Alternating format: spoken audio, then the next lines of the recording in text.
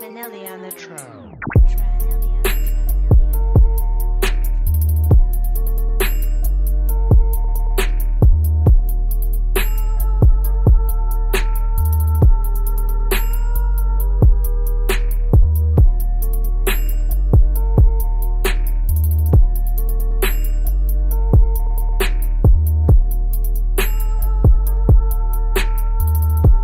So I guess we should start off about preteen, anywhere between 10 to 12 years old. At that point, I want you to describe your childhood life, your home life, school, everything. What was going on for you at that time of your life, as far as family, everything? Describe your setting for me. Well, from 10 to 12, I wasn't a mischievous little guy, you know. I was more of a adventurous, you know. I liked to be outside.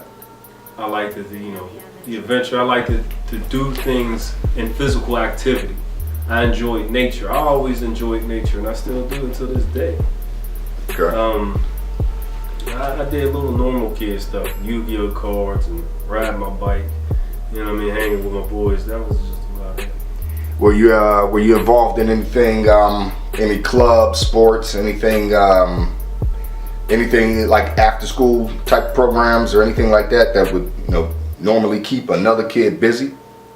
I went to after school programs, and it was beneficial.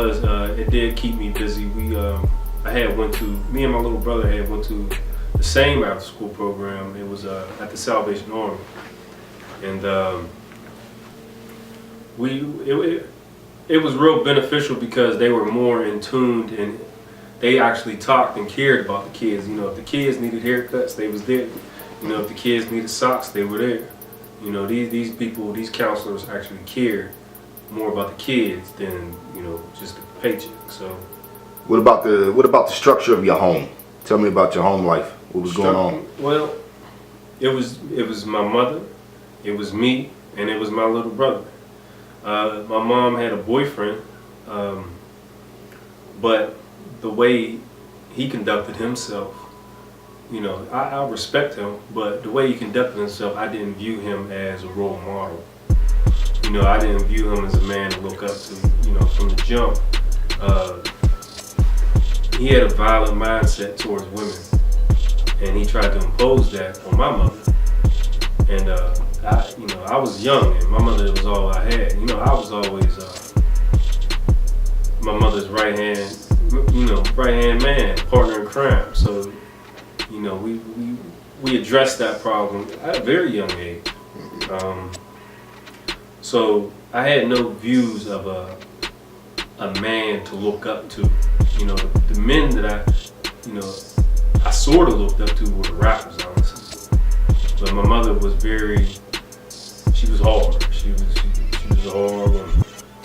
What was your relationship like with your father? There was none.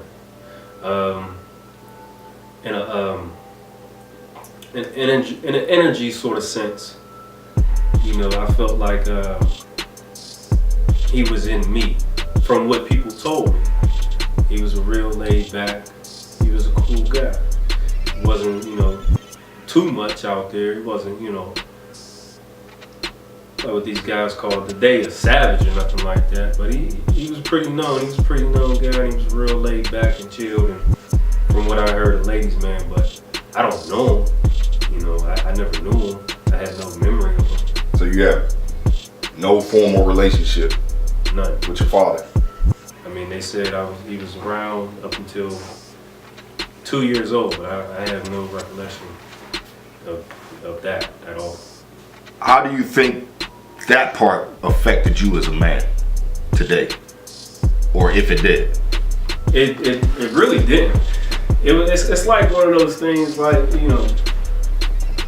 I mean, I can't grow up wanting something that I had no knowledge of.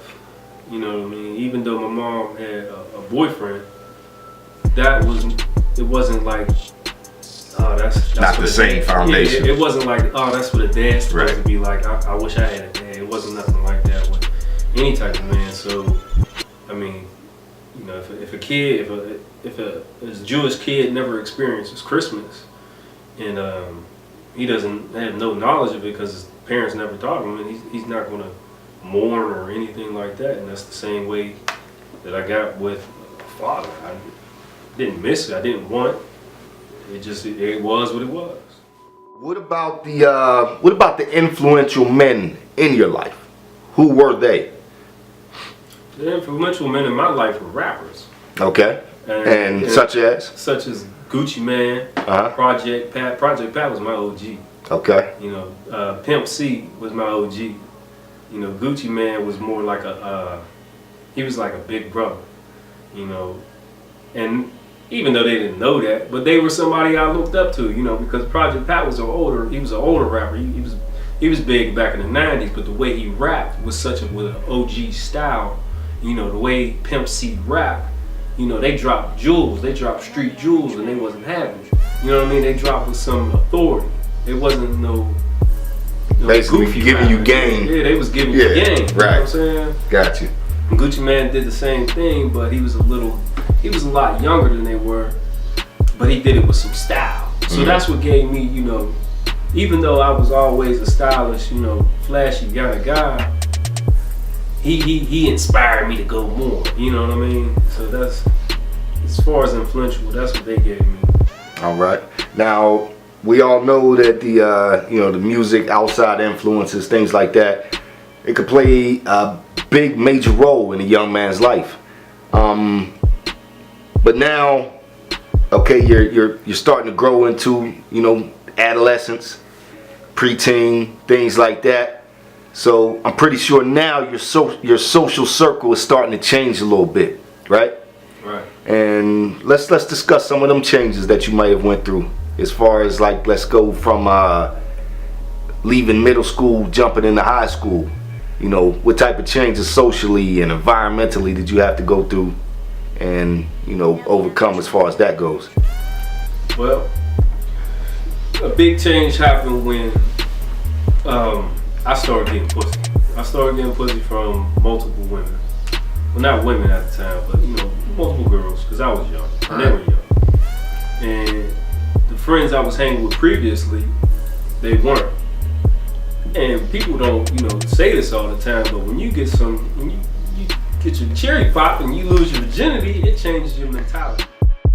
So, let's just say around that age, did anything like socially change? I mean, you say your friends, some friends, they weren't chasing girls, some were. Did your social circle change a lot much, or pretty much just chasing girls at that age, or how was that? Pretty much chasing girls. I mean, I wasn't really, you know, I'll be probably the first one to admit this. I was trying to impress people, you know, because I didn't know who I was. So, you know, even though I was chasing girls, I was boastful about it, you know, trying to impress the wrong people. Who ended up, you know, once I came to realize and knowing who I was, you know, they were lame. What was your lifestyle as far as the streets were concerned? Was that a big part of your life, or not so much, or how would you categorize yourself as far as being out in the streets? I wasn't heavy in the streets. I wasn't heavy in the streets at all. And what got me off the porch in the first place is I got robbed. So when I got robbed, you know, I was somewhat in the streets. What age was this? This was when I was 16. Okay. And was that your first encounter with a violent situation like that? Yes, it was. How did that make you feel? It made me angry. And what I did was I spent my Christmas money on a pistol. So I wanted vengeance. So, you know, from there on, I was more mischievous, but I wasn't no head first in the street dude like that. Got you. Now, a lot of people who may be watching this, they may have friends, family, or may be from the Pittsburgh area. Me, myself, as you know, grew up in that town, and I know for myself coming up, the evolution of the gangster was big as far as my generation growing up. How much did that affect or play a role in your life growing up? Well, me growing up, I was very isolated mentally, not in the physical, where I wasn't access to people, because I knew people in the hood. I knew drug kingpins or millionaires, but I was isolated because I felt as though I had a different mentality all from the jump. And it didn't really, as far as the evolution of a gangster, that didn't dawn on me until I actually found out who Larry Hoover was, David Donis Barksdale was, Ray Childress was. When did you get educated on these figures? I got educated on these figures in jail. Okay. Gang culture, and maybe it may have died down around that time, but we know it was still a presence. But you say, which is something that I find impressive in a young man like yourself, you say that you weren't heavily influenced by those guys running around with the bandanas and all this and that in the hood. But you also mentioned the fact that you were a little isolated by choice. All right, and you say mentally. So I want to ask you, in that form of isolation, in that box that you put yourself in, who were your friends and who was your circle in around that time? My friends were people I chose. Mm-hmm. I chose my friends because I felt as though I don't want to be a follower in the physical sense. I knew I was being I didn't understand, but I was a follower in the mental sense, wanting to rob and sell dope and stuff like that. But in the physical sense, I wanted these specific guys to listen to me. So I had picked about 2 people, and that was my squad right there.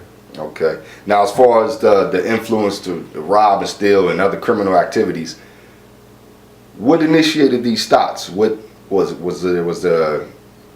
dealing with poverty or just criminal elements around you? What influenced that side?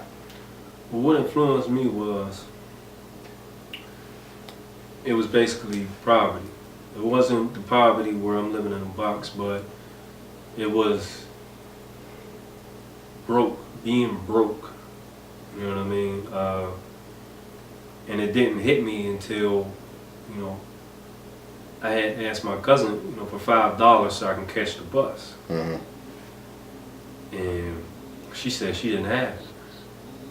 Now I'm like, man, I ain't got $5 to my name. So I have obtained the pistol. And around what age was this?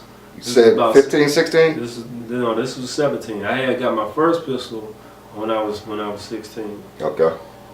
But I had, since then I done had various different guns, AR-15s and bulletproof vests and stuff like that. But when I used the pistol to actually obtain money, that was when I was 18.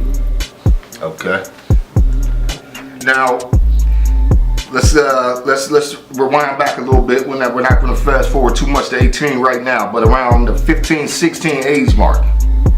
Okay.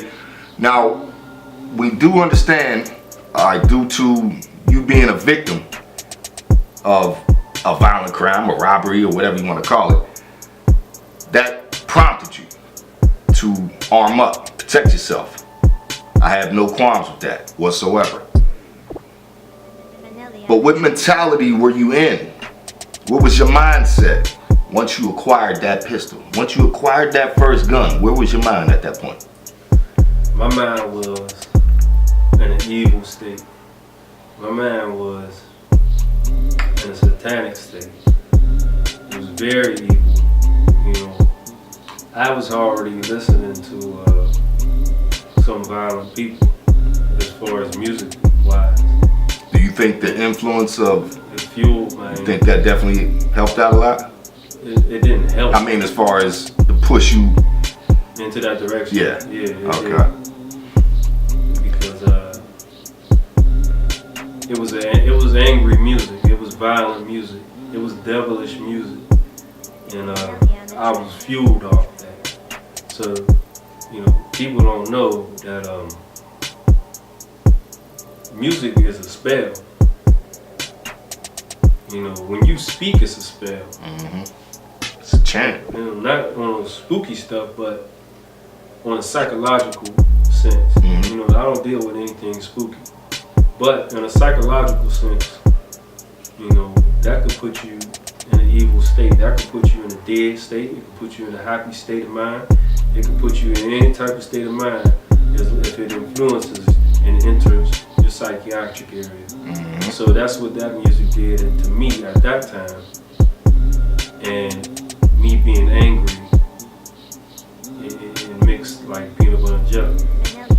All right, now during these times, between 16 and 18, those are the most pivotal, influential moments of a young man's life. But I want to steer off into the area of like education, things like that. Okay, now we got a clear understanding of your influences, and now you're angry, now you're armed. Now you're basically a statistic.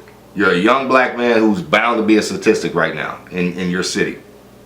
But before we go all the way into crossing the lines of, you know, criminal mischief to actual criminal activity, what were your aspirations? What were your ambitions, and what were your dreams as far as becoming a man before these unfortunate events even happened, before the devil got a hold of you, before the music influenced you so heavily, before you got your hands on that pistol?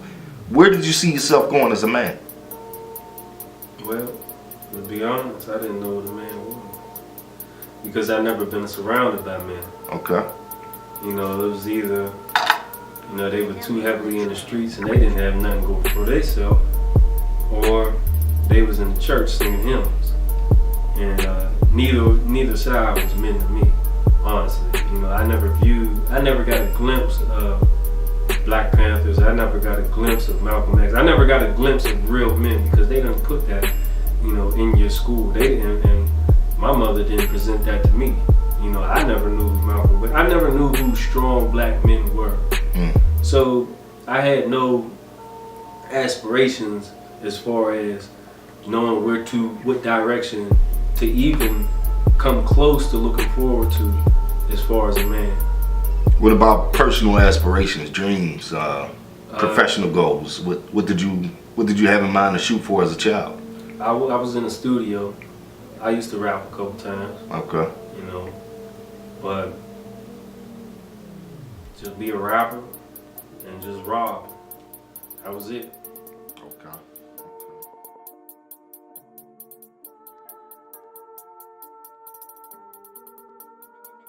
Nelly on the track.